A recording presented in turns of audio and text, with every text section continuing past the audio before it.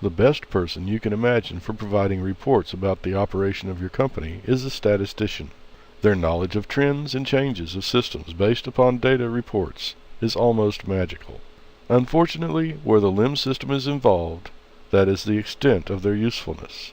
Knowing Six Sigma and following trends will not help when it comes to identifying what the cause is in the failure of a batch because of mislabeled chemical additives.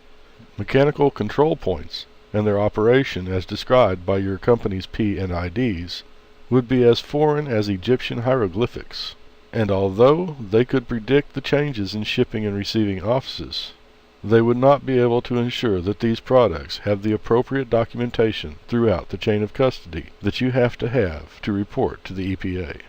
It would be a disaster to your company to lose all function of the process, but still have a complete record of why it happened. Consider the CEO with a report in his hand that stated clearly, manufacture is predicted to stop due to failed batch production equipment today. I don't think the statisticians would be that inept at their tasks. But you can be confident that until they learn all of the other required tasks, they would fall short of the needs of the LIMS system. If you hire this person to the job, expect to give him a pass on errors on a regular basis until he is completely trained. But then, that is the expected result with most of these LIMS administrator possibilities.